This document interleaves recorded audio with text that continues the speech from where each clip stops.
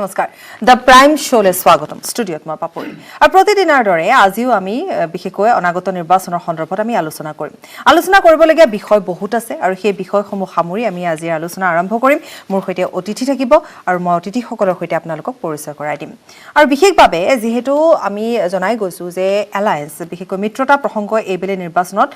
যথেষ্ট পৰিছে বা আকৰ্ষণীয় এইভাবে হ'ব কাৰণ মিত্ৰতা প্ৰসংগ উত্থাপন হৈছে আমি যদি চাওঁ আমি দেখিবলৈ পাইছো যে এফালে যদি বিজেপি এজেপি হক ঠিক তেনেধৰণে এজেপি ৰাইজৰ দল মিত্ৰতা ঠিক তেনেধৰণে মহাজোঁট বন্ধনৰ কথাটো ক'বই লাগিব গতিকে নিশ্চিতভাৱে এক আকৰ্ষণীয় হ'ব কিন্তু ভোট বিভাজন হ'ব নেকি এনেধৰণে বহু প্ৰশ্ন আছে আৰু সেই প্ৰশ্নবোৰ লৈ আজি আমি আলোচনা আগবঢ়াই লৈ যাম কিন্তু এই মুহূৰ্তত মই পৰিচয় কৰাই দিবলৈ ওলাইছো মোৰ সৈতে থকা অতিথিসকলৰ সৈতে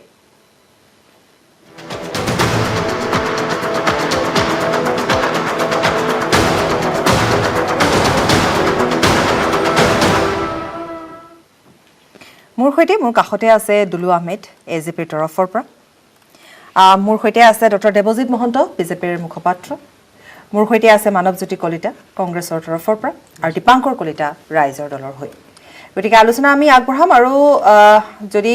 সম্ভৱ হয় চাগৈ আমি যেহেতু তুলাৰাম গগৈ ডাঙৰীয়াকো নিমন্ত্ৰণ জনাইছো অসম গণ পৰিষদৰ গতিকে অতি সোনকালে তেওঁ আহি আমাৰ সৈতে যোগদান কৰিব আৰু আজিৰ দিনটোৰ বিশেষকৈ আজিৰ দিনটোৰ কিছু সময় আগলৈকে আমি যেহেতু জনাই গৈছিলো যে বিজেপি এজেপিৰ মিত্ৰতা প্ৰসংগত আজি আৰু এখন বৈঠক অনুষ্ঠিত হৈছে আৰু ইতিমধ্যে বৈঠকখন অন্ত পৰিছে আমি কিছু সময়ৰ পাছত আমি চেষ্টা চলাম আমাৰ জ্যেষ্ঠ সাংবাদিক বিপুল বৰ্মন আছে সংযুক্ত হম বিপুলৰ সৈতে আৰু আপডেট আমি লাভ কৰিম কাৰণ সেই বৈঠকখন অতি গুৰুত্বপূৰ্ণ বৈঠক সেই বৈঠকত কি নিৰ্ণয় হ'ল সেয়া নিশ্চিতভাৱে অতি গুৰুত্বপূৰ্ণ হ'ব তাৰোপৰি আমি জনাই গৈছো বিশেষকৈ আসনক লৈ পেলাই যিসমূহ বুজাবুজিৰ ক্ষেত্ৰত কেনেধৰণে আহিলে অগপ বা বিজেপি সেয়াও নিশ্চিতভাৱে লক্ষণীয় হ'ব কিন্তু বৰ্তমান আমি প্ৰসংগলৈ যাম মই প্ৰথমতে যাম ডক্টৰ দেৱজিৎ মহন্ত আপোনাৰ ওচৰলৈ যেহেতু আজিৰ দিনটোত এখন বৈঠক অনুষ্ঠিত হ'ল আমি কালিৰ দিনটোলৈকে কৈ আছিলোঁ যে চিট শ্বেয়াৰিঙক লৈ বিশেষকৈ অসম গণ পৰিষদ আৰু বিজেপিৰ মাজত কিছু হয়তো ভিতৰি খামখেয়ালিৰ সৃষ্টি হৈছে বা আসনক লৈ কিছু ভুল বুজাবুজিও হ'ব পাৰে বা যি কি নহওক কিবা এটা হয়তো বেমেজালিৰ সৃষ্টি হৈছে প্ৰথমতে জানিব পাৰিম যে সেয়া আমি ভবামতে হয় নে নহয়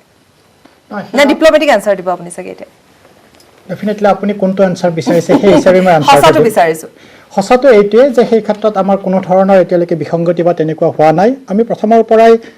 অসম গণ পৰিষদৰ লগত মিত্ৰতাত থাকিম বুলি সিদ্ধান্ত বহুত দিন আগৰ পৰাই হৈছে গতিকে ডেফিনেটলি সকলো দলে নিজৰ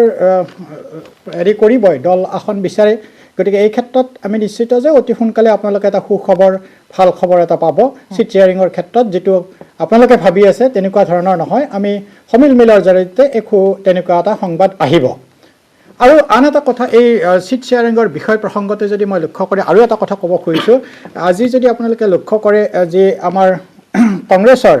প্ৰিয়ংকা গান্ধী অসমলৈকে আহিছিলে তেখেতে 5টা দাবী উত্থাপন কৰিছিলে যে যদি কংগ্ৰেছৰ চৰকাৰ অসমলৈকে আহে 5টা দাবী কৈছে তাৰ ভিতৰত হয়তো গোটেইকেইটা আলোচনা কৰাটো কম সময় হ'ব গতিকে মই প্ৰধান দুটা দাবীৰ কথা কওঁ এটা হৈছিলে তেখেতে কৈছিলে যে যদি অসমলৈকে আহে কা বাতিলৰ কাৰণে এখন আইন বনাব ডেফিনেটলি আমি চাওক 2019 চনত যেতিয়া জনতা জনাৰ্দনৰ ওচৰলৈকে গৈছিলোঁ তেতিয়া আমি কৈছিলোঁ যে আমি কা ছাপোৰ্ট কৰোঁ কিন্তু আজিৰ পৰা যদি আপুনি 16 দিন আগৰ এটা আপোনালোকৰ চেনেলৰ মাধ্যমৰ জৰিয়তে আমি প্ৰত্যক্ষ কৰিছিলোঁ যে বৰাকত যিখন কংগ্ৰেছৰ সভা হৈছিলে য'ত ৰাহুল গান্ধী ডাঙৰীয়া আছিলে তাত আমি দেখিবলৈ পাইছিলোঁ কংগ্ৰেছৰ আনকি সাংসদগৰাকীয়ে তেখেতসকলে এটা স্থিতি নাছিল যে কাক সমৰ্থন কৰে নে কাক বিৰোধিতা কৰে বৰঞ্চ তেখেতসকলৰ যিটো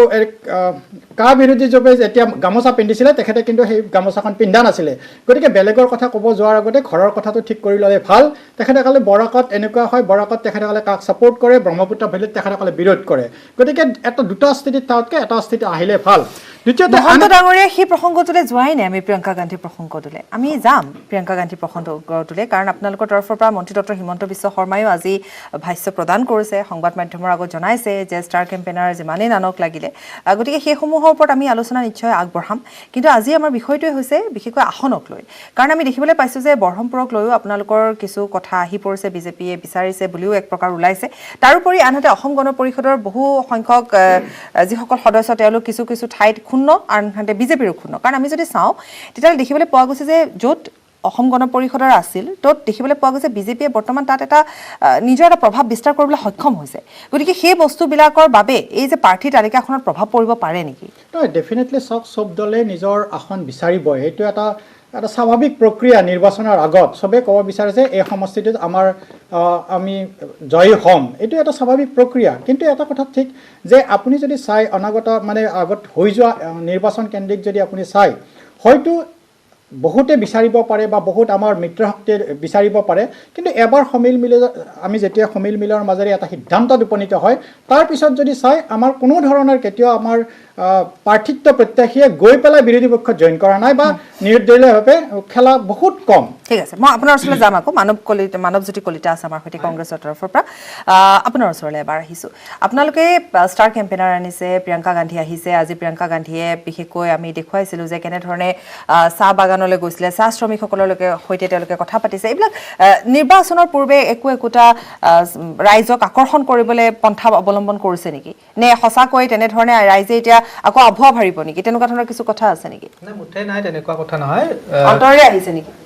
আহিছে। আপোনালোকে চাওক, অসমৰ যেতিয়াই অস্তিত্বৰ সংকটৰ প্ৰসংগ আহি পৰিছে,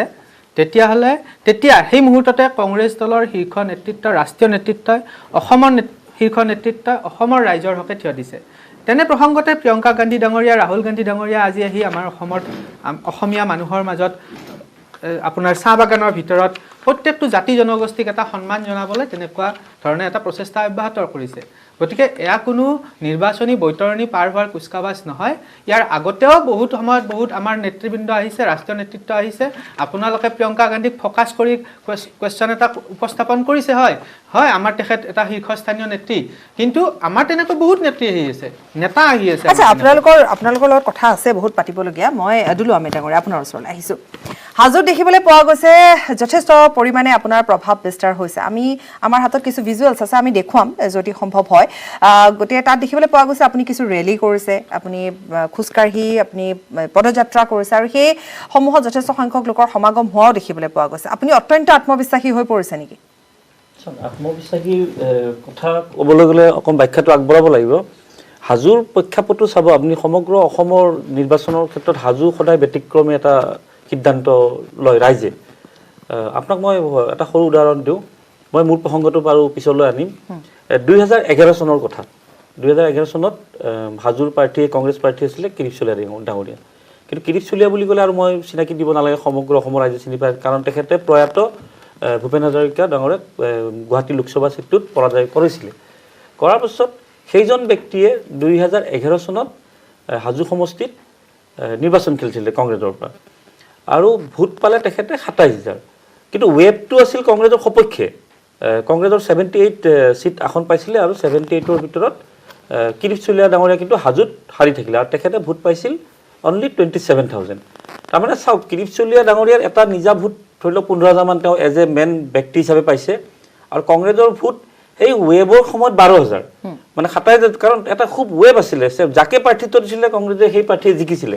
কিন্তু হাজোত কি হ'ল, যেতিয়া হাৰি গ'ল সেইটো কংগ্ৰেছৰ ৱেবত, আৰু হাজোৰ পৰা জিকি গ'ল দীপেন পাঠক। তাৰ পৰা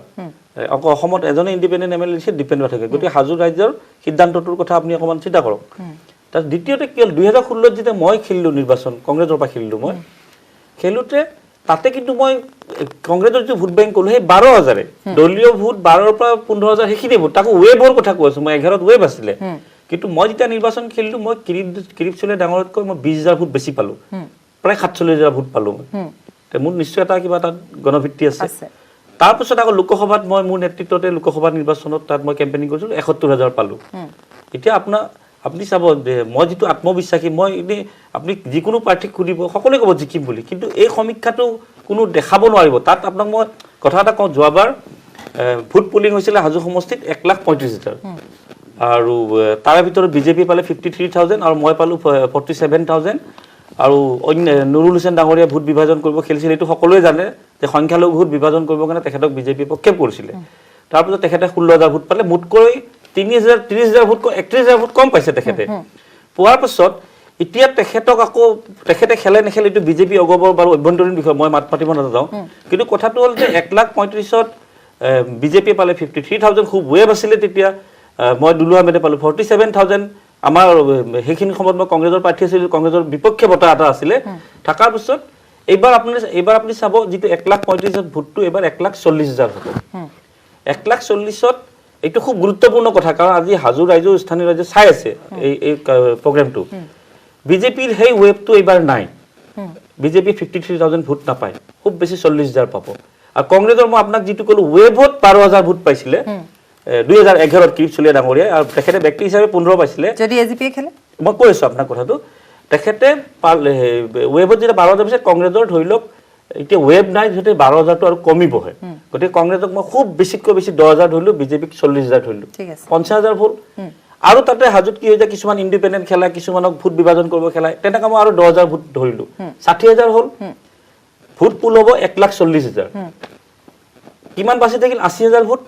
দলটো অসম জাতীয় পৰিষদে আছে সকলোৱে কৈছে অসম জাতীয় পৰিষদৰ তাত এবাৰ আপুনি নিজেও কৈছে আৰু ৰেলীত আৰু আটাইতকৈ চাব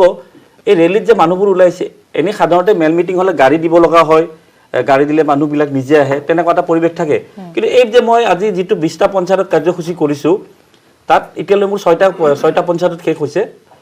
গোটেই মানুহ খুচকাৰি ওলাইছে মোৰ লগত 14-15 কিলোমিটাৰ খুচকাৰিছে আপুনি প্ৰথমৰ পৰা আপোনালোকৰ তাত নিউজো আহিছিলে এতিয়া মই ক'ব খুজিছো যে সেই 80,000 ভোট আমাৰ অসম জাতীয় পৰিষদ দলে পাব একেবাৰে 100% নিশ্চিত কাৰণ এতিয়ালৈ যেটো আমাৰ অফিচিয়েল টিকেট ডিক্লেয়াৰ কৰা মই বুলি নকম দল বুলিয়ে কৈ আছো ঠিক আছে হয় গতিকে আৰু যদি তাৰ পৰা মই 10,000 কমাই দিও 70,000 ভোটটো কোনো ৰখাব নোৱাৰে তাত আপুনি চাব কাৰণ আজি আপোনাৰ লগত এই শ্ব'টোত বৈছো আৰু 2 মেত আকৌ আপোনালোকে ফলাফল যেতিয়া ঘোষণা কৰিব 70 ৰ পৰা 80,000 ভোট জাতীয় পৰিষদে তাত পোৱাটো একেবাৰে নিশ্চিত বিজেপি নাই 53,000 কিন্তু আমাৰ আৰু এগৰাকী অতিথি ইতিমধ্যে আহি পাইছেহি তুলাৰাম গগৈ ডাঙৰীয়া কিছু পলম হ'ল আপোনাৰ তথাপিতো আপুনি আহি পালেহি সৰি ক'ব নালাগে আপোনাৰ ওচৰলৈ আহিছো আজি এটা বিশেষ দিন এইভাবে কৈছো কাৰণ অসম গণ পৰিষদ আৰু বিজেপিক লৈ বিশেষকৈ আসনক লৈ যি ধৰণৰ আমি এটা চৰ্চাত আছিল এই বিষয়টো আমি সংবাদ মাধ্যমৰ যোগেও আমি বাতৰি পৰিৱেশন কৰিছো গতিকে আজি আপোনালোকৰ প্ৰাৰ্থী তালিকাৰ কথা আহিল এখন বৈঠক অনুষ্ঠিত হৈ গ'ল কিছু সময় পূৰ্বে বৈঠকৰ অন্ত পৰিছে আপোনাৰ হাতত যদি কিবা আপডেট আছে আমি আপোনাৰ জৰিয়তে লাভ কৰিব পাৰিম কি হল বৈঠকত আজি দিনটো বৈঠক হৈ আছে আগবেলাও মাননীয় বিত্তমন্ত্ৰী হিমন্ত বিশ্ব শৰ্মাৰ লগত আমাৰ সভাপতি কাৰ্যকৰী সভাপতি আমাৰ দলীয় উচ্চতম মানে নেতৃত্বই তেওঁলোকে বহিছে আৰু পিছবেলাও ভাৰতীয় জনতা পাৰ্টিৰ বিভিন্ন বিষয়ৰ লগত বহিছে আৰু মুখ্যমন্ত্ৰী মহোদয়ৰ লগতো বহিছে আৰু দল যেহেতু আমি মিত্ৰগোষ্ঠীত আছো আমাৰ 14টা সমষ্টিত আমাৰ বিধায়ক আছে আৰু 14টা সমষ্টিত বিধায়ক আছে যদিও আপোনালোকে যোৱা কিছুদিনৰ পৰা দেখিছে 3-4 মাহৰ পৰা আমি অসমৰ বহু সমষ্টিত আমি সাংগঠনিক কাৰুকাৰ্য আমি কৰিছিলো সাংগঠনিক গতিবিধি আমি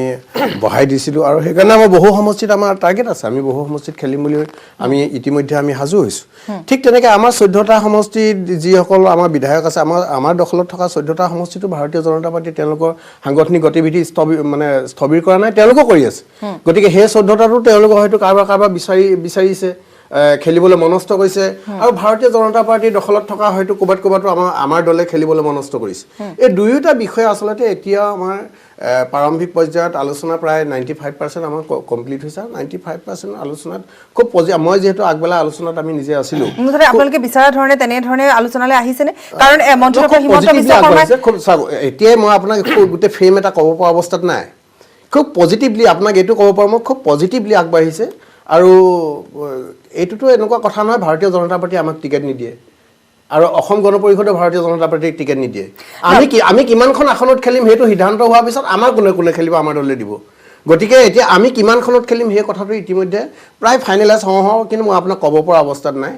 প্ৰায় চূড়ান্ত হৈছে খুব পজিটিভ আপোনালোকে বিচাৰা ধৰণে মানিছে পজিটিভলি মানে আপোনালোকে বিচাৰা ধৰণে মনা হৈছে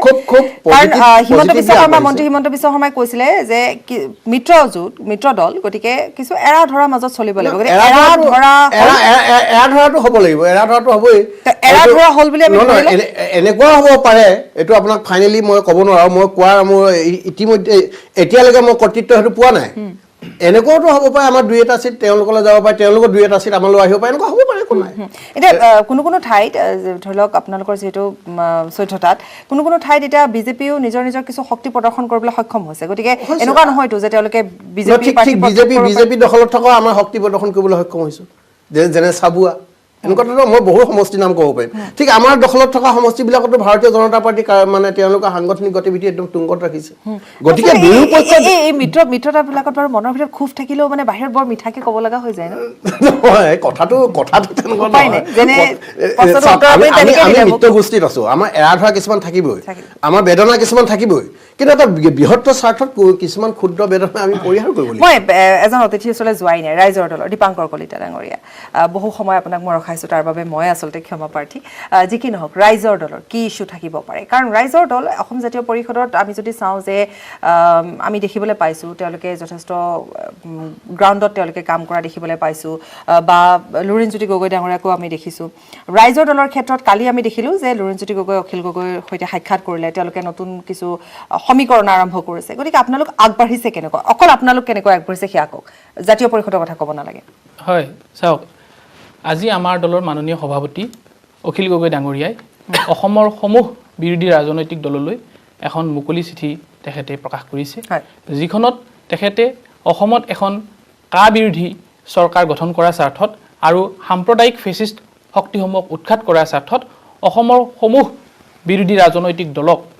একত্ৰিতভাৱে অসমৰ 126টা সমষ্টিতে একোজনকৈ প্ৰাৰ্থী থিয় কৰোৱাৰ আহ্বান জনাইছে আৰু এই ক্ষেত্ৰত চৰম ত্যাগ কৰি প্ৰয়োজন হ'লে তেখেতে নিজেও নিৰ্বাচনত অৱতীৰ্ণ নহয় বুলি মুকলিকৈ প্ৰকাশ কৰিছে ইয়াৰ দ্বাৰা আমি এটা কথা স্পষ্টকৈ জনাব বিচাৰিছোঁ অসমৰ জনগণক যে এই যে সাম্প্ৰদায়িক ফেচিষ্ট চৰকাৰখন অসমত অধিষ্ঠিত হৈ আছে এই চৰকাৰখনক উৎখাত কৰাৰ স্বাৰ্থত অসমত যি ধৰ্মীয় ৰাজনীতি চলি আছে দুই ধৰণৰ সাম্প্ৰদায়িক ৰাজনীতি অসমত চলি আছে সি ভাৰতীয় জনতা পাৰ্টিৰ হিন্দু মৌলবাদী ৰাজনীতিয়েই হওক বা AIUDF দলৰ ৰাজনীতিয়েই হওক এই দুইটা দলকে উৎখাত কৰি অসমত এখন প্ৰগতিশীল চৰকাৰ গঠনৰ স্বাৰ্থত উন্নয়নমুখী চৰকাৰ গঠনৰ স্বাৰ্থত আৰু এখন কা বিৰোধী চৰকাৰ দিছপুৰত প্ৰতিষ্ঠা কৰাৰ স্বাৰ্থত অসমৰ সমূহ বিৰোধী ৰাজনৈতিক দলে একত্ৰিতভাৱে এজনকৈ প্ৰাৰ্থী 126টা সমষ্টিতে থিয় কৰাওক এই আহ্বান আমাৰ দলৰ সভাপতিয়ে আজি মুকলি পত্ৰযোগে প্ৰকাশ কৰিছে মই এতিয়া আপোনাক মোৰ প্ৰশ্নটো পুনৰ এবাৰ দোহাৰিছোঁ যে আপোনালোকৰ হাতত কি থাকিব পাৰে কি লৈ আপোনালোক ৰাইজৰ মাজলৈ যাব টোল গেট অখিল গগৈ নে অন্য কিবা থাকিব নে চাওক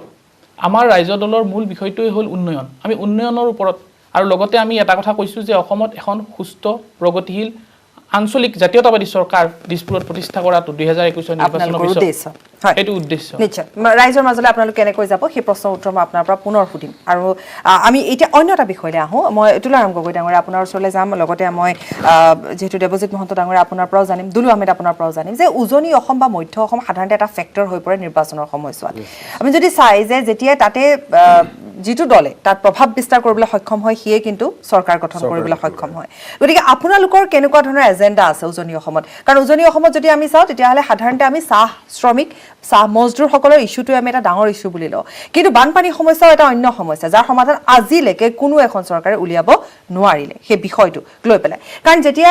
আপোনাৰ মথাউৰি নিৰ্মাণৰ কথা আহে তাৰ পাছতে বাৰিষা আৰম্ভ হয় কাম কৰোঁতে গতিকে আপোনালোকে যদি আপোনালোকৰ চৰকাৰ হয় যদি তেতিয়াহ'লে আপোনালোকে এইবেলি আৰু কিমান তৎপৰতাৰে আৰম্ভ কৰিম বুলি ভাবিছে নহয় আপুনি খুব সুন্দৰ প্ৰসংগ এটা উত্থাপন কৰিছে বিশেষকৈ কলিয়াবৰৰ পৰা ওপৰলৈ যি 47 চিট আছে এই চিটকেইটাই যথেষ্ট অসমৰ ৰাজনীতিত প্ৰভাৱ বিস্তাৰ কৰে আৰু নিৰ্বাচনবিলাকৰ আমাৰ যিমান দূৰ মনত আছে যে ফেজ ৱাইজ হোৱা নিৰ্বাচনবিলাকত প্ৰথম ফাৰ্ষ্ট পেজটো এইপিনে হয় আমাৰ যিমান মনত আছে হয়তো দুলু আহমেদ ডাঙৰীয়াহঁতে জানিব এইপিনে যদি কেতিয়াবা হৈছিলে আমি নাজানো কিন্তু তাতে হৈছে কি আৰু বানপানী সমস্যাটো সমগ্ৰ আপুনি খুব ভাল কথা এটা সুধিছে সমগ্ৰ অসমৰ বানপানী সমস্যাটো বহু দিনৰ পৰা প্ৰাক ঐতিহাসিক যুগৰ পৰা চলি থকা এটা সমস্যা এই বানপানী সমস্যাটো ইয়াত বহুত চাইণ্টিফিকেলি অধ্যয়ন কৰাৰ প্ৰয়োজন আছে বহু কৰিবলগীয়া কথা আছে আৰু হ্ৰস্বম্যাদী দীৰ্ঘম্যাদী দুইটা আঁচনি ইয়াত দৰকাৰ আছে সমাধান কৰিবৰ কাৰণে আৰু আপুনি আচৰিত পাব আজি মই এটা কথা ক'বলৈ পাই মই ভাল পাম এনে বহু মানুহ আছে বানপানী হ'লে বহু মানুহে আমি ভাল পাওঁ আমাৰ সুবিধা হয় কিছুমান কথাত বানপানী হ'লে মাটি উৰ্বৰা হয় কিছুমান জেগাত তাৰমানে এইটো নহয় আমি চৰকাৰে বানপানী হোৱাটো বিচাৰিছোঁ দেই গতিকে বানপানীটো নিয়ন্ত্ৰণ এতিয়া আপুনি কাজিৰঙাত যদি পানী সোমোৱাটো আপুনি বন্ধ কৰি দিয়ে এইটো বৰ সাংঘাতিক কথা কাজিৰঙাত পানী সোমাব নেকি কাজিৰঙাত পানী সোমালে তাত তৰুণ ঘাঁহ বনবিলাক গজিব কিন্তু পানীটো সোমাওঁতে যাতে তাত থকা পক্ষীকুলৰ তাত থকা জীৱকুলৰ কোনো ধৰণৰ অপকাৰ নহয় তাৰ কাৰণে এতিয়া তাত হাইলেণ্ড বনোৱা হৈছে ইয়াৰ আগৰ চৰকাৰ বনাইছে যথেষ্ট কিন্তু এইখন চৰকাৰে যথেষ্ট তৎপৰতাৰে কাম কৰিছে আৰু আপুনি জানি ভাল পাব যোৱা বছৰকেইটাত মই আপোনাৰ অকমান ৰখাব লাগিব কাৰণ আপোনাৰ অডিঅ'ৰ অকমান ডিষ্টাৰ্ব আহি আছে মই একেটা প্ৰসংগই মহন্ত ডাঙৰীয়া আপোনালৈ নিছো আৰু আপুনি অকনমান আপোনাক মই সহায় কৰি দি আছো মহন্ত ডাঙৰীয়া আপোনাৰ ওচৰলৈ আহিছো একেটা প্ৰসংগতে যে উজনি অসমত বিশেষকৈ যিহেতু ডাঙৰ প্ৰশ্নটোৱে হৈছে যে 47টা সমষ্টিৰ অধিক আসন কোনে পাব পাৰে যোনে পাব সিয়ে কিন্তু চৰকাৰ গঠন কৰে সাধাৰণতে উজনি ফেক্টৰ আমি আত্মবিশ্বাসী যে উজনিৰ ক্ষেত্ৰত আমি জনতা জনাৰ্দনে আমাকে আশীৰ্বাদ দিব কিয়নো আপুনি যদি চাই উজনিৰ বিশেষকৈ বহুত অধ্যুষিত অঞ্চল হৈছে চাহ জনজাতি এৰিয়া এই চাহসকলৰ যদি আপুনি চাই যোৱাটো 69 বছৰত আপুনি চাহ শ্ৰমিকৰ যদি মজুৰি চাই বিশেষকৈ এই মজুৰি 137 টকা আছিল আমাৰ চৰকাৰ যেতিয়া শাসনলৈকে আহিল 2016 চনত তাৰ পিছত 30 টকা বঢ়াই পেলাই 167 টকা কৰিলে তাৰ পিছত আপোনালোক হয়তো সকলোৱে জ্ঞাত হ'ব যে আজি কিছুদিন আগত 50 টকা বঢ়াই পেলাই 217 টকা কৰিছে গতিকে যদি আপুনি 69 ইয়াৰ্ছৰ চাহ শ্ৰমিকসকলৰ মজুৰি বৃদ্ধিৰ কেলকুলেট কৰে তেতিয়াহ'লে 1 টকা 99 পইচাকে বাঢ়িছিলে আৰু এই আমাৰ 6 বছৰৰ সময়ত কিন্তু আপুনি যদি চাই 16 টকাকে বাঢ়িছে তাৰ পৰা চাহ শ্ৰমিকসকলৰ কাৰণে যদি চাই যি আন্তঃগাঁথনিৰ ক্ষেত্ৰতো যথেষ্ট এক পৰিৱৰ্তন আহিছে আপুনি যদি সেই লক্ষ্য কৰে তাৰ পৰা স্বাস্থ্য খণ্ডত বিশেষকৈ আগতে যদি কোনোবা মহিলাৰ ক্ষেত্ৰত প্ৰসূতি মহিলাৰ ক্ষেত্ৰত যদি চাই তেখেতসকলৰ হাজিৰা কাটিছিলে আমি যাম আপোনালোকে কি কৰিলে কি নাই কৰা মই খতিয়ান দাঙি ধৰাৰ কথা নহয় মই প্ৰসংগহে উত্থাপন কৰিছো মই যাম কিন্তু এটা বিৰতি আমি এইখিনিতে লৈ ল'ব লাগিব বিৰতিৰ পাছত উভতি আহি আমি আৰু এটা প্ৰসংগলৈ যাম যেটো মহন্ত ডাঙৰীয়াই কিছু কথা কৈ আছিল মই আপোনাক আধাতে ৰখাবলগীয়া হ'ল আমি সম্পূৰ্ণ কৰি লওঁ কম সময়তে হয় আমি কথা পাতি আছিলোঁ মধ্য আৰু আপাৰ আসামৰ কথা তাত ভোট বিভাজনৰ যদি চাই 2019 চনলৈকে যদি আমি পিছুৱাই যাওঁ লোকসভা নিৰ্বাচনৰ সময়ত তাত যদি চাই সেই লোকসভা নিৰ্বাচনৰ সময়ত দুটাই প্ৰধান দল আছিল এটা আছিল আমাৰ মিত্ৰজোঁটৰ বিজেপি নেতৃত্বাধীন মিত্ৰজোঁটৰ দল আৰু কংগ্ৰেছ সেই সময়ত যদি চাই তাতকৈ ডাঙৰ ইম্পৰ্টেণ্ট বিষয় আছিল দুটা পক্ষ আছিল এটা আছিল কা সমৰ্থনকাৰী আৰু কা বিৰোধীকৰ গতিকে এইবাৰ যদি চাই সেই কা সমৰ্থন কৰা দল কিন্তু এটাই আছে কিন্তু কা বিৰোধ কৰা দল কিন্তু বহুকেইটা হৈ গ'ল গতিকে সেই তাত মাজত ভোট বিভাজন হয় আমি কিন্তু উপকৃত হ'ম মই সেইখিনি কথাই আপোনাক ক'ব বিচাৰিছোঁ কাৰ ভোট বিভাজনৰ কথা তেখেতসকল লাভান্বিত হ'ব বুলি কয় এবাৰ 19ৰ লোকসভা নিৰ্বাচনত কয় যে কাৰ সমৰ্থন কৰাৰ পিছতো ৰাইজে তেওঁলোকক উপকৃত কৰিছে আকৌ ভোট দি জয়যুক্ত কৰাইছে মানে কাৰ ভোটখিনিক লৈ তেওঁলোকে প্ৰয়োজনত তেওঁলোকে এবাৰ কয় তেওঁলোকে সুবিধা পাইছে এবাৰ কয় অসুবিধা নহয় আমি অসুবিধা পোৱা নাই আপুনি হয়তো ব্যাখ্যাটো এনেকৈ দিলে মই কৈছিলোঁ কি আমি সেইখিনি যিখিনি জনতা জনাৰ্দনে ভাবিছে যে আমি মুকলিকৈ কৈছোঁ যে 2019 চনত আমি কাক ছাপোৰ্ট কৰোঁ তাৰপিছতে আমাক জনতা জনাৰ্দনে জনাদেশ দিছে মই কৈছোঁ কি আগতে যিখিনি আছিল এতিয়া আপোনালোকৰ মাজত ইমানকেইটা আনকি এনেকুৱাও হৈছে মাজতে প্ৰসংগতে কওঁ আনকি কংগ্ৰেছৰ উপসভাপতিগৰাকীয়ে ঘোষণা কৰিছে য'ত লুৰিণজ্যোতি গগৈ ডাঙৰীয়া আৰু অখিল গগৈ ডাঙৰীয়া খেলিব তাত হেৰি নিদিয়ে কংগ্ৰেছে কেণ্ডিডেট নিদিয়ে এতিয়া চাওক দুটা কথা তেখেতসকলে আঞ্চলিকতাবাদী কয় তেখেতে কিন্তু মুকলিকৈ আজিলৈকে সভাপতি দুইটা দলৰে সভাপতিয়ে স্পষ্টকৈ কিন্তু কোৱা নাই যে আমি অমুকত নাই আমাক অমুক নালাগে আমি আপোনালোকে কেণ্ডিডেট দিয়ক নিদিয়ক সেইবিলাক আমাৰ লক্ষ্য নহয় কিন্তু তাৰ মানে ভিতৰে যে এটা সমিলমিল হৈছে সেইটো কিন্তু স্পষ্ট সমিলমিলটো বিজেপিৰ লগত হোৱা বুলি সন্দেহ প্ৰকাশ কৰিছো আমি কিন্তু কোনো ভিতৰে সমিলমিল এইটো অকলে ৰাইজে জানে ৰাইজে কৈছে আজি অখিল গগৈ এটা কথা কৈছে যে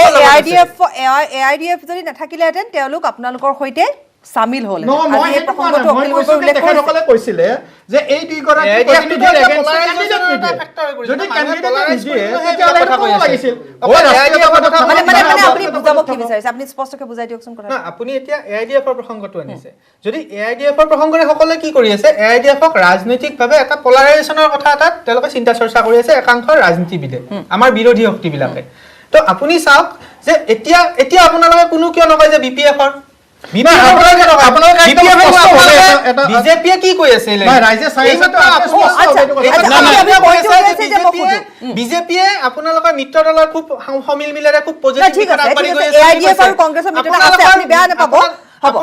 আপোনালোকৰ মিত্ৰ দল বিপিএফৰ লগত কি হ'ল এতিয়া আপোনালৈ মই এই প্ৰসংগটোলৈকে আহোঁ বিপিএফ আপোনালোকৰ সৈতে চামিল হ'ল আপোনালোক অধিক শক্তিশালী বুলি নিজকে ভাবি লৈছিলে বৰ্তমান ভাবি লোৱা ৰাইজে আমাকতো চৰকাৰে গঠন কৰিব দি আছে এতিয়া কোনে ৰাইজে চৰকাৰ গঠন ইলেকশ্যন আগৰ আগত চৰকাৰ মানে বিপিএফ আপোনালোকৰ সৈতে চামিল হোৱাৰ কাৰণে বিপিএফ বুলি নহয় আপোনালোকে চাওক 6টা আগতে আছিলে 6টা মিত্ৰ দল এতিয়া 7টা হ'ল যিমানে দিন চমু চাপি আহি আছে সিমানে সকলো দল সংগঠন ৰাইজ একেলগ হৈ কংগ্ৰেছক ভোট দিবলৈ ৰৈ আছে তাৰমানে ৰাইজৰ দল আৰু জাতীয় পৰিষদৰ আমি আশা কৰি আছো নাই সব আহিলে ভাল ৰাইজে দল আমাৰ বিজেপিৰ মুখপাত্ৰগৰাকীৰ বক্তব্যত তেখেতসকলৰ নেতা আৰু কেন্দ্ৰীয় গৃহমন্ত্ৰী অমিত শ্বাহ ডাঙৰীয়াৰ বক্তব্যৰ বিপৰীত সম্পূৰ্ণ তেখেতে প্ৰকাশ কৰিছে। অমিত শ্বাহ ডাঙৰীয়াই অসমত দুখন ডাঙৰ জনসভাত তেখেতে স্পষ্টকৈ কৈছে যে নতুন দলবিলাক গঠন কৰিছে বিজেপিৰ ভোট নষ্ট কৰি কংগ্ৰেছক উপকৃত কৰিবলৈ। অথচ মহন্ত ডাঙৰীয়াই এটা ষ্টুডিঅ'ত কৈছে যে এই নতুন দলসমূহে তাৰমানে বিভাজিত হৈ তেওঁলোক উপকৃত হ'ব, অৰ্থাৎ তেওঁলোকৰ নিজৰ স্থিতিটোৱে স্পষ্ট নহয়। ভুলকে ব্যাখ্যা কৰিছে। নাই ভুলকে ব্যাখ্যা কৰা নাই, আপুনি সেইটোৱে কৈছে। নাই মই এইটো কোৱা নাই, মই কৈছিলোঁ কি যে আগতে 2019 চনত ৰাইজ দুটা পক্ষত আছিল, এটা কা সমৰ্থনকাৰী কা বিৰোধী। এতিয়া কা আমাৰ সমৰ্থন কৰা যিখিনি আমি সমৰ্থন কৰিছিলোঁ সেইখিনিতো আমাক ভোট দিবই। কথাটো হ'ল যিখিনিয়ে কা বিৰোধিতা কৰিছিল তেখেতসকলৰ কাৰণে বহুত অপশ্যন থাকি গ'লতো এতিয়া কংগ্ৰেছক দিব। কিন্তু এই যে মিত্ৰতাৰ যিটো প্ৰসংগ উত্থাপন হৈছে ৰাইজৰ দল এজেপি, আমি যে মধ্য অসম উজনি অসমৰ কথা কৈ আছো গগৈ ডাঙৰীয়া, এতিয়া এই যি বিশেষকৈ অসম জাতীয় পৰিষদৰ নিশ্চিতভাৱে উজনিত এটা প্ৰভাৱ আছে আঞ্চলিক দল হিচাপে। গতিকে ভোট বিভাজনে কাক বিশেষকৈ উপকৃত কৰিব ইয়াৰ বাবে? কাৰণ ভোট বিভাজন এজেপিয়ে হওক বা ৰাইজৰ দলে হওক বা আপোনালোকৰে হওক বা বিজেপিৰে হওক, ভোট বিভাজনটো প্ৰত্যেক শাসনাধিষ্ঠ দলৰ বিৰুদ্ধে এটা প্ৰতিষ্ঠান বিৰোধী ঢৌ থাকে। প্ৰতিষ্ঠান বিৰোধী মানে পাকচক্ৰত পৰি ইয়াৰ আগৰ নিৰ্বাচনত ভোট দিয়া বহু ভোটাৰে পৰৱৰ্তী নিৰ্বাচনত সেই দলক ভোট নিদিব পাৰে, এনেকুৱা হয়। গতিকে আমি ভাবোঁ এতিয়া যুৱ ভোটাৰো বহুত, কিন্তু যুৱ ভোটাৰো বহুত। চাওক, যুৱ ভোটাৰ আমাৰ মিত্ৰ গোষ্ঠীৰ প্ৰতি অধিক সংখ্যক যুৱ ভোটাৰে আমাৰ পক্ষে ৰায়দান দিব। কাৰণ মই বিশ্বাসী এই কাৰণেই, আমি যদিও SI পৰীক্ষাত কেলেংকাৰী হৈছিল, সেই কেলেংকাৰী সমূলয়ঞ্চে ধৰি মেলি চবকে জেলত ভৰাই, ইভেন বিজেপি লিডাৰো জেলত ভৰাই একদম নিকাকে SI পৰীক্ষা পাতি এক পইচাও খেলি মেলি নোহোৱাকৈ একদম বহুত দুখীয়া ল'ৰা মানুহৰ ঘৰ ল'ৰাই চাকৰি পালে SI। ইয়াৰ আগত APSCত একদম নিকাকে পৰীক্ষা হৈছে, সকলোৱে পাইছে। ৰ'ব, কি হ'ল মোক এইটো কওকচোন। PNID মোবাইল উলিয়াই ছাত্ৰ ছাত্ৰীয়ে লিখিছে। নহয়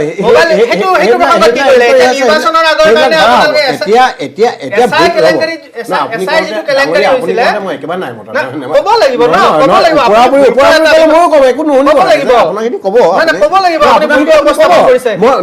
কোৱাৰ পিছত ক'ব। এতিয়া মানুহে ভোট দিব কেনেকে? ভোট দিব আপুনি চাব দেই, গাঁৱে গাঁৱে যদি যায় আপুনি এতিয়া কেঁচা ৰাস্তা বিচাৰি পাবলৈ দিগদাৰ দেই গাঁৱত। হয়তো ক'ৰবাত নদী ভাঙা ক'ৰবাত কিবা দুই এটুকুৰা থাকিব পাৰে। এতিয়া বহুত দূৰ 2-3 ঘৰ মানুহলৈ 100-150 ইলেক্ট্ৰিক পোষ্ট পুতি হ'লেও কানেকশ্যন দিয়া হৈছে, লাইটৰ কানেকশ্যন দিয়া হৈছে। এতিয়া দুখীয়া মানুহে সকলো ধৰণৰ সা সুবিধা পাইছে। অৰুণোদয় আঁচনিৰ যোগেদি 830 টকাকৈ মানুহে পাইছে। সেই 830 টকা আমাৰ চৰকাৰ যদি আহে আমি 3000লৈকে বৃদ্ধি কৰিম। নহয় চাওক,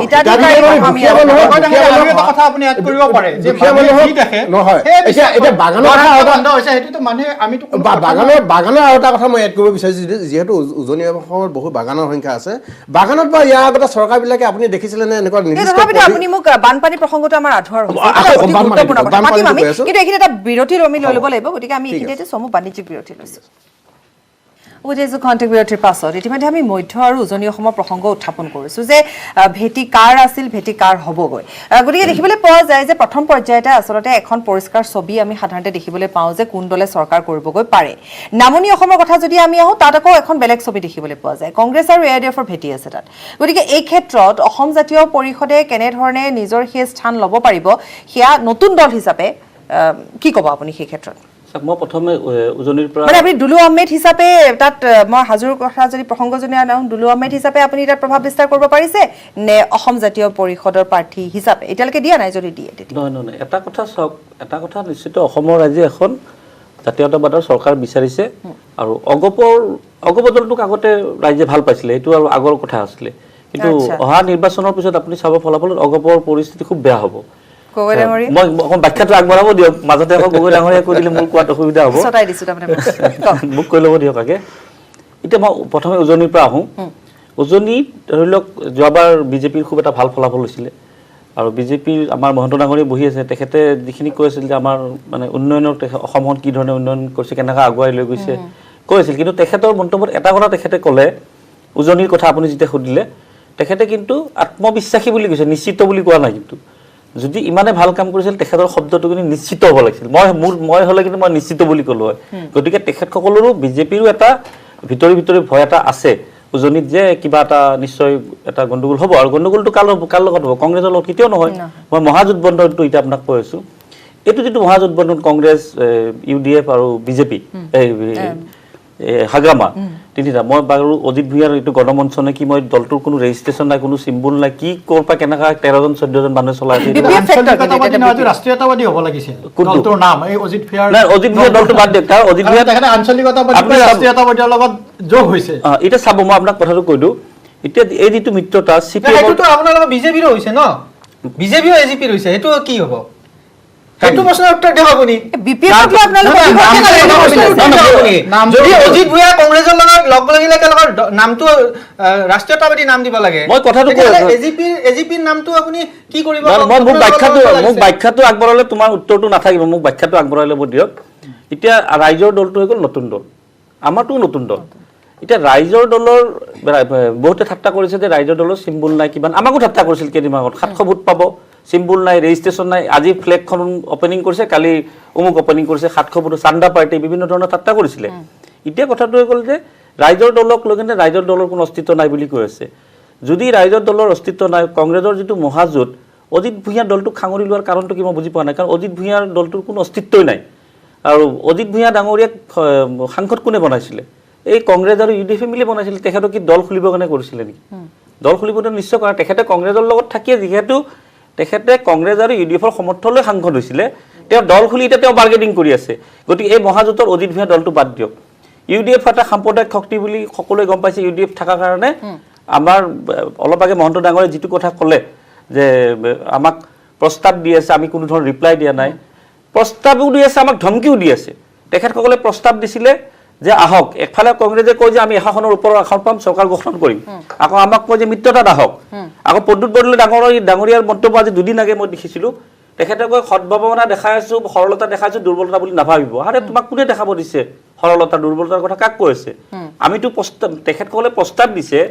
আমি গুৰুত্ব দিয়া নাই আমাৰ দলৰ সভাপতিগৰাকী বাৰম্বাৰ কৈ আছে আমি কোনো ৰাষ্ট্ৰীয় দলৰ কিন্তু BPF-ৰ সৈতেতো আপোনালোকে আলোচনা কৰিছিলে কেইবাৰ আলোচনা কৰাত কি বাধা আছে আলোচনা কৰাততো এটা আঞ্চলিক BPF এটা আঞ্চলিক দল BPF আগবাঢ়ি আহিছিলে আমি আগবাঢ়ি আহিছিলোঁ কিন্তু আমিতো কোৱা নাই যে একেবাৰে চূড়ান্ত পৰ্যায়ত আমাৰ হ'বই বুলি আলোচনা চলি আছিলে কালি এনেকুৱা হ'ব পাৰে অগপৰ আজি প্ৰতিনিধি বহি আছে কিবা কাৰণত অগপৰ যদি মই টিভিত দেখিবলৈ পাই আছোঁ যে 10খন আসন দিব বা কিবা যদি বিসম্বাদ হৈ যায় হয়তো অগপ বিজেপি বা ওলাই যাওঁ একো ডাঙৰ কথা নাই আলোচনা চলি আছে আলোচনাত যে সফলে হ'ব বা বিফল হ'ব এইটো আপুনি এই পৰ্যায়ত কোনো দলৰে ক'ব নোৱাৰে এতিয়া এই যিটো মহাজোঁটত আপোনাৰ CPM-ৰ কথা কৈ আছে আজি হাগ্ৰামাৰ কথা কৈছে হাগ্ৰামাৰ চাব আপোনালোকৰ হাগ্ৰামাৰ বিধায়ক বিজেপিত যোগদান কৰিব আমাৰ দলৰ লগত কথা পাতি আছে এই পৰিস্থিতি আহিছে গতিকে হাগ্ৰামাক লৈ চিঞৰ বাখৰ কৰি লাভ নাই হাগ্ৰামাই সদায় অসমৰ ৰাজনীতি নহয় কুকুৰাঝাৰৰ ৰাজনীতিৰ লগত BTAD ৰাজনীতি লৈ ব্যস্ত থাকে তেখেতৰ অংকটো অকল BTAD লৈ গতিকে হাগ্ৰামাৰ পাৰ্টটো আপুনি হাগ্ৰামা মহিলাৰ এতিয়া এটা নিষ্ক্ৰিয় নেতা বুলি ক'লেও ভুল নহয় গতিকে হাগ্ৰামা এতিয়া কংগ্ৰেছৰ কথা কওঁ এই যিটো মহাজোঁটৰ কথা কৈ আছে নামনি অসমত এখন ভাল সভা কৰিব পৰা নাই ভাল সভা কৰিবৰ কাৰণে তেখেতসকলৰ দিল্লীৰ পৰা লিডাৰ আহিব লাগে সকলো MLA দায়িত্ব দিয়ে গাড়ী খৰচ কৰ অমুক কৰ তুমুক কৰ কিন্তু আমি যেতিয়া নামনি অসমত সভা কৰিছোঁ আপুনি চাব বিভিন্ন ধৰণৰ সভা কৰিছোঁ নামনি অসমত আমি চেঙাৰ পৰা ছয়গাঁৱত কংগ্ৰেছৰ ভেটি বুলি কয় তাত প্ৰায় 25,000 মানুহ ওলাই আহিছিলে মই আমাৰ দলৰ সভাপতি ডাঙৰীয়া নিজে উপস্থিত আছিলোঁ কংগ্ৰেছ আৰু ADF-ৰ ভেটি বুলি কোৱা হয় সাধাৰণতে নামনি অসম আপুনি চাব এতিয়া নামনি অসম এতিয়া আমাৰ সভাবোৰত যিবোৰ জনতাৰ যিটো মানে আগমন দেখিছোঁ সেইফালৰ পৰা বিজেপি দল শংকিত হৈছে অগপ দল ধৰি লওক শংকিত হোৱাৰ কোনো কাৰণে অগপ দলৰ নেতাসকলে বিজেপিৰ ওপৰত ডিপেণ্ড কৰি চলি আছে এতিয়া নামনিত আজি পৰহি এটা ইনচিডেণ্ট হ'ল আপুনি চাব নামনিততো অসম জাতীয় পৰিষদ দলেও সংগঠন কৰিছে ৰাইজৰ দলেও কৰিছে মই কালি আপৰো দেখিলোঁ কোনোবা আম আদমি পাৰ্টিৰো কোনোবা সংগঠন কৰি আছে কিন্তু আক্ৰমণ কৰিছে আমাক পৰহিৰ সভাখনত মই আৰু দলৰ সভাপতি দুৰ্নীতি গগৈ ডাঙৰীয়া একেখন গাড়ীত গৈ আছিলোঁ যাই থাকোঁতে তাতে মই দেখিলোঁ প্ৰায় 200ৰ ওপৰত CRP আৰু আমাৰ অসম পুলিচ আছিলে তো মই ভাবিলোঁ কি কাৰণে ইমানটো আজিলৈ চিটুৱেশ্যন তেনেকুৱা পোৱা নাই তাৰপিছত প্ৰেচিডেণ্টক মই সুধিলোঁ কিবা আপোনাৰ তাত কিবা ইনফৰমেশ্যন আছে নেকি ইমান যে পুলিচ দিছে কৈছে নাই এইটো তেনেকুৱা একো খবৰ নাই আমি নৰ্মেলি কৈছোঁ আৰু তেখেতৰো পিছত নাই মোৰ এটা ব্যক্তিগত সহায়ক আছে আমি একেলগে এখন গাড়ীত গ'লোঁ তাৰপিছত মোৰ ধাজুত সভা আছিল কাৰণে মই ছেকেণ্ড সভাখনত মই থাকিব নোৱাৰিলোঁ মই ওলাই আহিলোঁ ওলাই অহাৰ পিছত অলপ পিছতে তাতে মই হাজোত আহি গম পালোঁ যে তাত গাড়ীত আক্ৰমণ কৰিছে সংবাদ মাধ্যম যোগে গম পালোঁ এতিয়া আক্ৰমণ কৰিছে বিজেপিৰ কৰ্মী আক্ৰমণ কৰিছে আজি 48 ঘণ্টা হ'ল এতিয়ালৈ এজনকো গ্ৰেপ্তাৰ কৰিব পৰা নাই মই নামবিলাকো জানো ঠিক আছে। তাতে গাড়ীখন ভাঙা বুলি কৈছে অমুক ক'লে তমুক ক'লে তাৰ মানে মই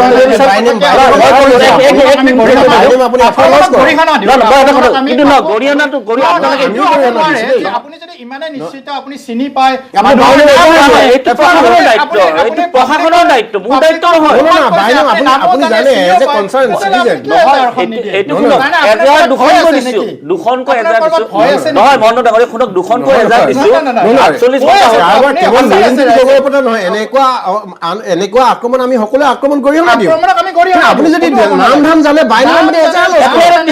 এজাহাৰ দিছো আপোনালোকে খবৰে পোৱা নাই আপুনি থানাত যে খবৰ কৰক আমি নাম দিছো এফআইআৰত নাম দিয়ে মই চব মানি ললো আপোনালোকে শুনক এইটো প্ৰসংগ মোৰ আলোচনাৰ প্ৰসংগই নহয় প্ৰসংগ নহয় যদি আলোচনাটো মোৰ কথাটো শুনক প্ৰসংগ নহয় যদি আপুনি যেতিয়া ভেটিৰ উত্থানৰ কথা কৈছে মই সেই কথাটো আহিবই কাৰণ নামনি অসমত আমাৰ ভেটিটো নামনিত এআইডিএফ কংগ্ৰেছৰ ভেটি আছে গতিকে সেই ভেটিৰ ক্ষেত্ৰত বা এতিয়া আপুনি কংগ্ৰেছটো অকমান সময় সাইড কৰি দিয়ক কংগ্ৰেছৰ মই মানৱৰ ওচৰলৈ এটা কথা কাৰণে যাম যে কংগ্ৰেছ আৰু এআইডিএফৰ মিত্ৰতা মই বিপিএফ বৰ্তমান মই লাষ্ট মোক 1 মিনিট শেষ কৰিব দিয়ক মই ক'ব বিচাৰিছো কিন্তু যে পুলিচ প্ৰশাসনৰ হাতত খবৰ আছিল যে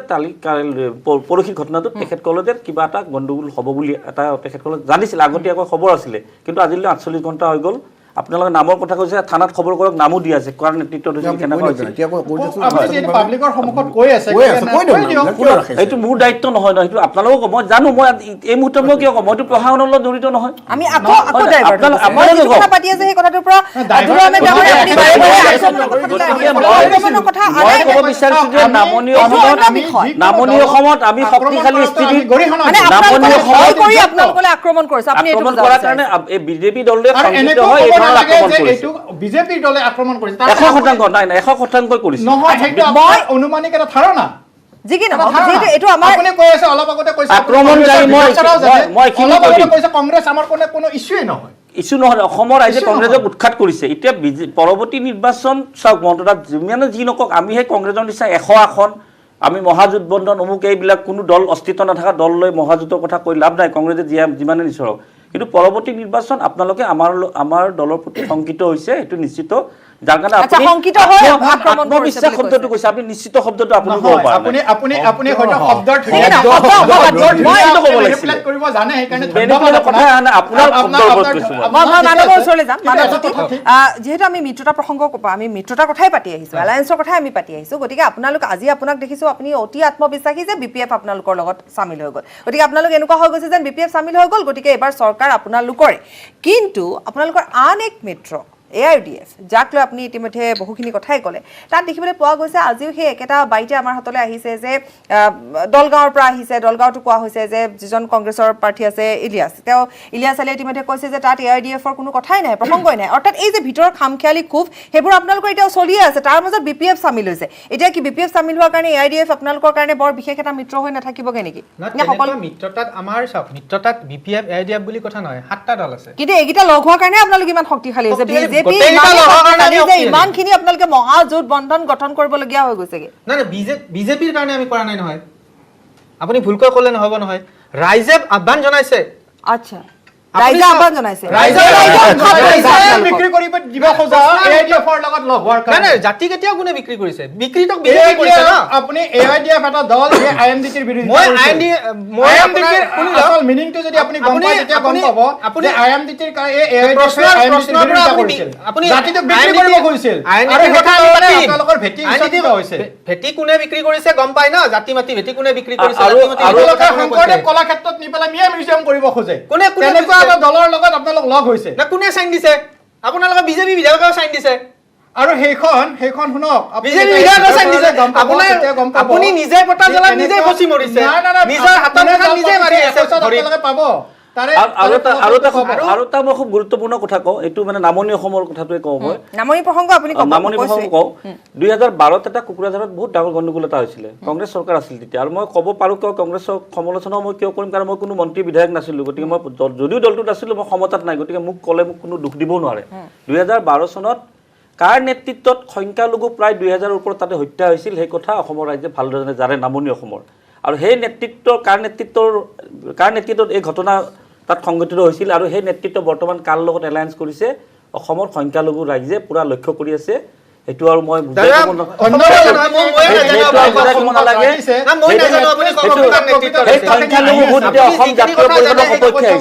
যিখিনি কথা জানে বুলি কৈ আছে, আজি মানৱ বহি আছে, মানৱ মোৰ ভাইটিৰ নিচিনা আজি এজন জ্যেষ্ঠ মুখ্যপাত্ৰ কংগ্ৰেছৰ কুমাৰ থাকিব লাগিছিল। ইয়াত কোনো ভাইটি চাইটি কথা নাই। তেওঁ কংগ্ৰেছ দলৰ হয়তো তেখেতে ধৰি লওক তেখেতে 12 চনৰ কথাটো তেওঁ ক'ব নোৱাৰিব কোকৰাঝাৰত কিমান হত্যা হৈছিল, কাৰ নেতৃত্ব হৈছিল আৰু কাৰ নেতৃত্ব হৈছিল, সেই দলে কাৰ লগত মিত্ৰতা কৰিছে। ইয়াৰ উত্তৰ এই আমাৰ নামনি অসমত আমাৰ 6 এপ্ৰিলত আছে। এটা সন্মানজনক এইটো অসমৰ ৰাইজে সিদ্ধান্ত লৈছে। সংখ্যালঘু ভোট কংগ্ৰেছৰ পৰা আঁতৰি আহিছে। যিটো অভিযোগ আনি আছে বৰক্ষেত্ৰীৰ অভিযোগ, আজি মই বাৰু 2012ত আপোনাতকৈ বহুত সৰু কাৰণে 2012 সংখ্যালঘু ভোট বিজেপিৰ লগত নাই। কথাটো ক'ব নোৱাৰে, বৰক্ষেত্ৰীৰ কথাটো কোনে আক্ৰমণ কৰিছে? দেৱব্ৰত শইকীয়াই কি এটা ভাষণ দিছে জানেনে? 1962 চনত কৈছিলে বোলে যেতিয়া যুদ্ধ হৈছিল তেতিয়া সেই যুদ্ধৰ সময়ত কংগ্ৰেছৰ হেৰিয়ে আহি পেলাই ইয়াত অসমৰ মানুহৰ ৰক্ষাৰ কাৰণে এটা চেষ্টা চলাইছিল। মই আপোনালোকক জ্ঞাতাৰ্থে জনাওঁ যে 1962 চনত সেই সময়ৰ প্ৰধানমন্ত্ৰী জৱাহৰলাল নেহৰুৱে যিটো চেণ্টেন্স কৈছিল, মই সেই চেণ্টেন্সটো কৈছোঁ। সেই চেণ্টেন্সটো আছিল My heart goes to the people of Assam. মোৰ অসমৰ মানুহৰ প্ৰতি দুখ লাগে। অৰ্থাৎ তেখেতসকলে চীনক এৰিয়াই দিছিল। কিন্তু my heart goes to the people of Assam আপুনি জৱাহৰলাল নেহৰুৰ ভাষণটো চাই লওক। যিবিলাক কংগ্ৰেছ কৰা নাই ভুলকৈ অপব্যাখ্যা আপুনি মোৰ লগত ওলাব, ওলাব নালাগে, আপুনি ওলাই পেলাই চাব। কাইলৈ মই আপোনাক নিমন্ত্ৰণ দিছোঁ, গুৱাহাটী বিশ্ববিদ্যালয় গ্ৰন্থাগাৰলৈ আপুনি ওলাওক। মোৰ জ্ঞানৰ গভীৰতা আপুনি জুখিব নালাগে। মই আপোনাক কিতাপ দেখাই দিম কি ইণ্টাৰপ্ৰিট কৰিছে। আপুনি মিছ ইণ্টাৰপ্ৰিট কৰিছে। মানে অসমৰ ৰাইজৰ কাৰণে দুখ লাগাটো আপুনি ক'ব খুজিছে নেকি জৱাহৰলাল নেহৰুৱে কোৱা নাছিল? একেই ধৰণৰ পৰিৱেশৰ সৃষ্টি হৈছিল। এই একেখন গণতন্ত্ৰতে আন এজন প্ৰধানমন্ত্ৰীয়ে কৈছিল My heart always with the people of Assam will never compromise a single inch land with anyone. এয়াই পৰিৱৰ্তন।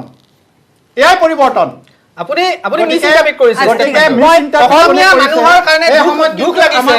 এইটো কথা ক'ব নালাগে। আমাৰ আইতাই ভোট দিছিল, আমাৰ পিতৃ মাতৃয়ে ভোট দিছিল, আৰু আপোনাৰ ল'ৰা ছোৱালীয়েও ভোট দিব, ভাৰতৰ আপোনাৰ নাতি পুতিয়েও ভোট দিব, কেৱল আপুনি নিদিয়ে। হ'ল আপোনালোকৰ? এতিয়া মই যাওঁ তুলাৰাম গগৈ ডাঙৰীয়া আপোনাৰ ওচৰলৈ। এতিয়া কথা হৈছে যদিহে হাজোত অসম গণ পৰিষদক দিয়া হয়, কাৰণ এইবেলি এইটো এটা চৰ্চাৰ বিষয় হৈ পৰিছে যে বিজেপি অসম গণ পৰিষদৰ বা বিজেপিক সেই প্ৰভাৱ হয়তো কমি গৈছে বা নহ'ব পাৰে, সেইবাবে হয়তো এজিপিক দি দিব পাৰে। গতিকে যদিহে এজিপিক দিয়ে তেতিয়া আপোনালোকে কিমান দূৰ সেই ক্ষেত্ৰত আমি নিশ্চিত যদি মিত্ৰ গোষ্ঠীক আমাৰ যিয়ে নাপাওক হাজো সমষ্টিৰ প্ৰাৰ্থিত্ব আমি অসম গণ পৰিষদ দলে পালেও আমি জিকি আহিম নিশ্চিতভাৱে। ইয়াৰ আগতে আমি বহুত ভাল ফলাফল কৰিছোঁ আৰু আমাৰ যদি মানে যোৱাবাৰ অসম গণ পৰিষদে মোতকৈ 31,000 ভোট কম পাইছিলে। নহয় চাওক আপুনি এনেকুৱা কথা নহয়। মই এইবাৰ দুবাৰ এবাৰ মন্ত্ৰী 3বাৰ মাজত কিয় আজি সেইখিনি যিজন ব্যক্তিয়ে মোতকৈ 31,000 ভোট কম পাইছে ৰাখক। মই এটা দলৰ প্ৰসংগৰ কাৰণে মই কৈছোঁ মই তেনেকুৱা কি ভুল কাম কৰিলোঁ, মই 31,000তকৈ কম ভোট পাম আৰু তেওঁ তেনেকুৱা কি ভাল কাম কৰিলে তেখেতে 31,000 বেছিকৈ পাব। ৰাজনৈতিক কথাটো আপুনি জানিব, দলীয় প্ৰাৰ্থীটো পাই নে নাপায় নাজানো, আপোনাৰ মন্তব্যত লাগিছে ৰাজনৈতিক কথাটো এনেকুৱা নহয়। মই এই যে আজি এটা দলৰ পৰা খেলিলো মই 50,000 ভোট পালো, মই অহাবাৰ সেই দলটো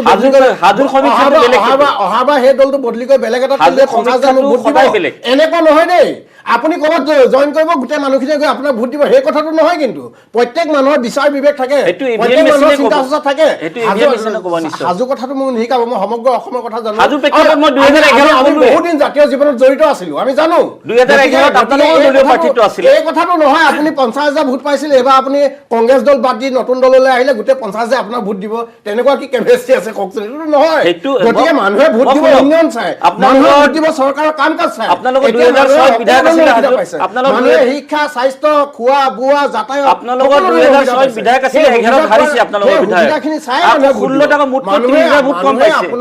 আপোনালোকে এটা আন্দোলন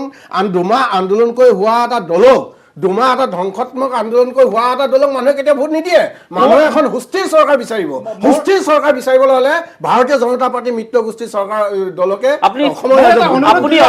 আপুনি অগপটো আপুনি ভাৰতীয় জনতা পাৰ্টিক আপুনি অগপটো তাৰমানে আপুনি বলি আছে অগপ আপুনি নাম লৈ আছে ভাৰতীয় জনতা পাৰ্টি মইতো ৰাজ্য দলৰ নাম লোৱা নাই মই জাতীয় পৰিষদ বুলি কৈ আছো আপোনাৰ নাম লোৱা কি অসুবিধা পালে আপুনি নামটো দিতে আপুনি আপুনি এজন জ্যেষ্ঠ নেতা আপুনি অগপৰ জ্যেষ্ঠ নেতা আপুনি প্ৰথম বিজেপিৰ কথা কৈছে আপুনি প্ৰথম অগপৰ কথা মই যদি জাতীয় পৰিষদ নকওঁ মই ৰাজ্য দলৰ কথা কওঁ অসমৰ কি বুলি ভাবিব মই দুলু অমিত ডাঙৰীয়াক এটা কথা ৰিমাইণ্ড কৰি দিব খুজিছোঁ এইটো অন ৰেকৰ্ডত আছে আপুনি যেতিয়া আমি দলীয়ভাৱে আহোঁ তেতিয়া দলীয় ৰিপ্ৰেজেণ্টেটিভ হয় আপুনি কিন্তু কয় যে মই ইমান ভোট পাইছিলোঁ মই কংগ্ৰেছ দলো কৈছিলোঁ দল হিচাপে পাইছিলে আপুনি ভুল ভাবিছে 2011 নহয় ভুল পাইছে আপুনি যিকোনো নিৰ্বাচনত দলৰ এটা ভোট থাকে আৰু ব্যক্তিগত এটা ভোট থাকে আৰু যদি কোনোবাই কয় যে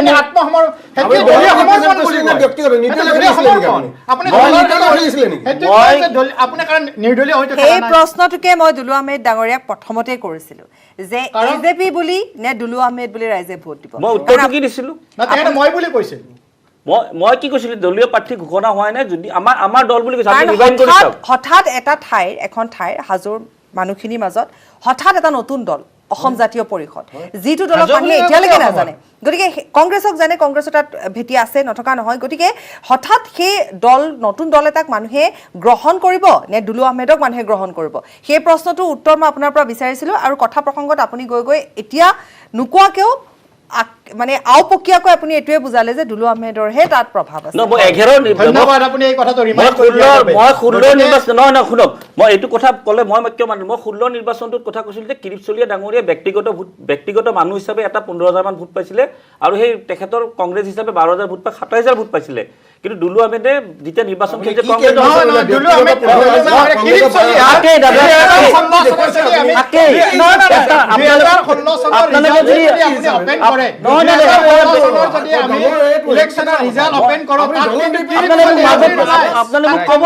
মানৱক ভাইটি বুলি কৈ দিলে যে তেওঁ ক'ব দিয়ক কথাটো মই ক'ব বিজেপিৰ বতাহত মই কংগ্ৰেছ প্ৰাৰ্থী স্ট্ৰং মানে জানেনে মাইথন স্ট্ৰং মানে মাইথন নিৰ্মাণৰ মানদণ্ড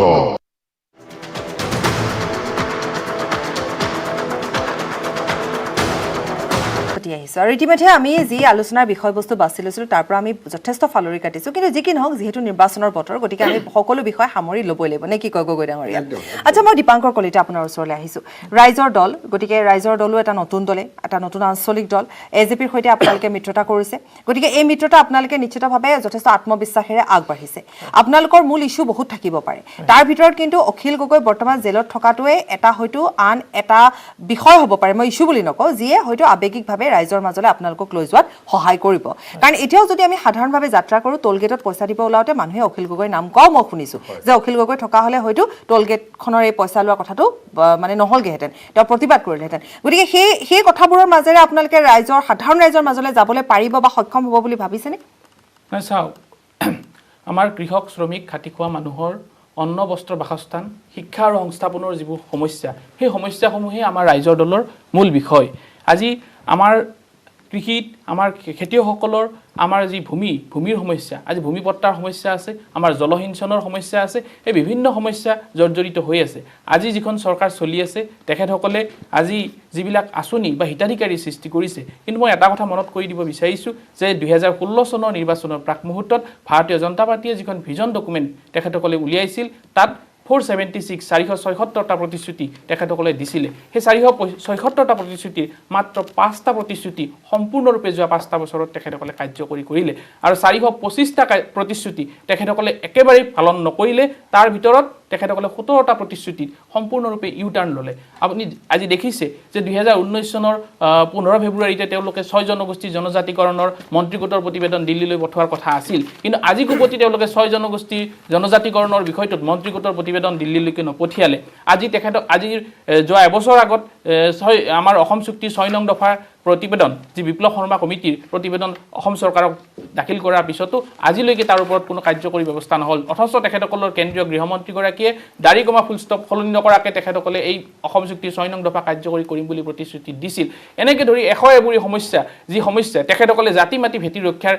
প্ৰতিশ্ৰুতি দি আহিছিল কিন্তু এতিয়া তেওঁলোকে সেইসমূহ বাদ দি কেৱল হিতাধিকাৰী সৃষ্টিত আৰু হিতাধিকাৰী সৃষ্টি কৰিলেও আপুনি দেখিব নিৰ্বাচনৰ সময়ত তেওঁলোকে উন্নয়নৰ ইছ্যুসমূহ কাষৰীয়া কৰি ৰাইজৰ মাজত ধৰ্মীয় মেৰু বিভাজনৰ সৃষ্টি চেষ্টা কৰিব আৰু ধৰ্মীয় ৰাজনীতিৰ দ্বাৰা নিৰ্বাচন জিকাৰ তেওঁলোকে কৌশল ৰচনা কৰিব সেইকাৰণে আমি ৰাইজৰ দলে এটা কথা স্পষ্ট কৰিছোঁ যে আমাৰ মূল বিষয়টো হ'ল উন্নয়ন আমি উন্নয়নৰ ইছ্যুৰ ওপৰত ভিত্তি কৰি অন্ন বস্ত্ৰ বাসস্থান শিক্ষা আৰু সংস্থাপনৰ সমস্যাৰ ওপৰত ভিত্তি কৰিয়ে ৰাইজৰ মাজলৈ যাম আৰু এই ধৰ্মীয় মেৰুকৰণৰ ৰাজনীতি ভাৰতীয় জনতা পাৰ্টি বা AIUDF দলে যিটো চেষ্টা কৰিব সেয়ে তাক আমি অসমৰ সমাজ জীৱনৰ পৰা এই ধৰ্মীয় মেৰুকৰণৰ ধৰ্মীয় ৰাজনীতিক সম্পূৰ্ণৰূপে উৎখাত কৰি কেৱল উন্নয়ন আৰু প্ৰগতিশীল এক ইছ্যুৰ ওপৰত চৰকাৰ বা নিৰ্বাচন প্ৰতিযোগিতা কি কৰিবলৈ ভাবে দীপাংকৰ কলে মই 3 মিনিট সময় মই আপোনালোকক দি দিম 3 মিনিট সময় মই আপোনালোকক দিম মই দীপাংকৰ কলিতা একদম চমুকৈ জানিব বিচাৰিম উজনি মধ্য মই যেহেতু আমি উজনি অসম মধ্য অসম নামনি সকলোৰে কথা পাতিলো গতিকে আপুনি কি ভাবে যে ৰাইজৰ দলে অসম জাতীয় পৰিষদৰ সৈতে লগ লাগি মিত্ৰতা কৰি আপোনালোকে যেনেধৰণে আশানুৰূপ ফল আপোনালোকে লাভ কৰিব পাৰিবনে প্ৰতি মধ্য অসমতো উজনিটো নামনিটো আপুনি দেখিছেই নিশ্চয় আজি উজনি বা মধ্য বা নামনি বুলি ক'ব নালাগে আজি মধ্য আৰু নামনি অসমৰ বিশেষতঃ সংখ্যালঘু অধ্যুষিত সমষ্টিসমূহত আমাৰ ৰাইজৰ দলৰ যিসমূহ সমাহ তাত সভাত আপোনাৰ ৰাইজৰ যি অভূতপূৰ্ব সমাৱেশ সেই সমাৱেশ আপুনি দেখিছে এই সমাৱেশ দেখিয়ে তেওঁলোক নিশ্চিতভাৱে ভীতিগ্ৰস্ত হৈছে ঠিক তেনেদৰে উজনি অসমত নিশ্চিতভাৱে মানে ভেটি স্থাপন আপোনালোকে কৰিব পাৰিব আত্মবিশ্বাস আছে নিশ্চিতভাৱে আমি সমগ্ৰ অসমত আপোনাক কিবা এটা সুধিব বিচাৰিছে মহন্ত ডাঙৰীয়া কম সময় 3 মিনিটহে আছে মোৰ সৈতে গতিকে আপোনালোকে যি ক'ব বিচাৰে ক'ব পাৰে খুব ফাষ্ট ৰেকৰ্ড এনসাৰ দিয়াৰ কাৰণে চেষ্টা কৰিম তেখেতে কৈছিলে জাতিৰ এটা খিলঞ্জীয়াৰ যিটো কথা কৈছিলে এই খিলঞ্জীয়াৰ সুৰক্ষাৰ কিন্তু ৰক্ষা কবচ হ'ল সেই খিলঞ্জীয়া মানুহখিনিক তাৰ যিখন ৰাজ্যত থাকে সেই ৰাজ্যৰ ভূমিৰ ওপৰত অধিকাৰ থাকিব লাগিব আপুনি যদি চাই সেই ভূমিহীন 3,35,000 মানুহক কিন্তু এতিয়ালৈকে মাটিৰ পট্টা দিয়া হ'ল তেখেতে কৈছিলে ক্লজ 6 ৰ কথা ক্লজ 6 ৰ কথা ক্লজ 6 ৰ কথা তেওঁলোকে যিটো ক্লজ 6 ৰ কথা দিবলৈ মাটি দিছে কৰবাত পাহাৰৰ মাটিৰ কথা কৈছে এই অসম চুক্তি 14 লাখ মানুহৰ মাটি পট্টা নাই আমি বিভাগৰ সৃষ্টি কৰিছো 60,000 মানুহৰ মাটি পট্টা নাই আপোনালোকে সৃষ্টি কৰা নাই মাটিৰ পট্টা যি মোদী চৰকাৰে আৰু মাটিৰ পট্টা যেতিয়া আপোনালোকে কৈছিলে যে কমপ্লিটলি আমি যেতিয়া অসম চুক্তিৰ কথা কয় এই অসম চুক্তিত কিন্তু আপুনি যদি চাই 10 ডিসেম্বৰ বিজেপিয়ে যথেষ্ট দিলে এতিয়া নিৰ্বাচনৰ পূৰ্বে বিজেপিয়ে যথেষ্ট বিজেপি বা মিত্ৰজোৰে যিয়ে নকম অগপ বুলিয়ে কৈছো বাৰু হিতাধিকাৰী বিভিন্ন আঁচনি দিছে ফলপ্ৰসূ হৈছে বুলিও ৰাইজে কৈছে আপোনালোকেও কৈছে গতিকে আপোনালোকে এবেলিও যেহেতু চৰকাৰ গঠন কৰিবলৈ আগবাঢ়িছে বুলি আপোনালোকে সংবাদ মাধ্যমৰ আগত জনাইছে কিমান দূৰ আত্মবিশ্বাসী বা আমি কোনো 100% মিত্ৰবাদী চৰকাৰ হ'ব কাৰণ আমি অসমৰ ৰাজ্যে দেখিছে আমাৰ উন্নয়নৰ নমুনা এইবিলাকে আপোনালোকৰ ওপৰত প্ৰভাৱ পেলাব কাৰণ শাসকীয় সদায় হিতাধিকাৰী সৃষ্টি কৰে আঁচনি সৃষ্টি কৰে ৰাইজে গম পাইছে বিনামূলীয়া ইন্টাৰনেশ্যনেল আমাৰ বৰ্ডাৰৰ কথাটো চাওক ৰাইজে আমাৰ চীনৰ পৰা যে আঁতৰি গৈছে আমাৰ সীমান্তৰ পৰা যে চীন পিছুৱাই গৈছে অসমৰ ৰাজ্যে ইতিমধ্যে গম পাইছে আমি সভা সমিতিতে দেখিবলৈ পাইছো গগৈ ডাঙৰ আপুনি ক'ব পাৰে অসমৰ ৰাজ্যে বিনামূলীয়া চাউল খাইছে অসমৰ ৰাজ্যে সকলো কথা তেল খাইছে তেনেদৰে এতিয়া কা আন্দোলন কৰা বহু মানুহে ৰাজনৈতিক মুনাফা লুটিবলৈ গৈছে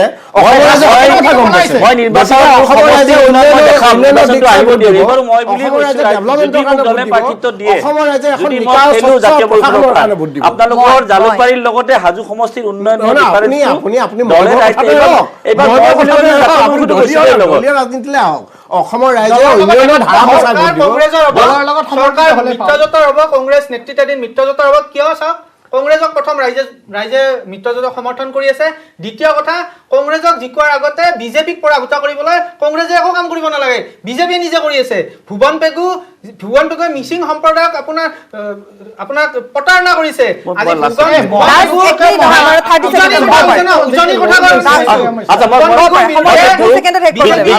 বিজেপি কৰ্মী মানে একেবাৰে প্ৰতিবাদী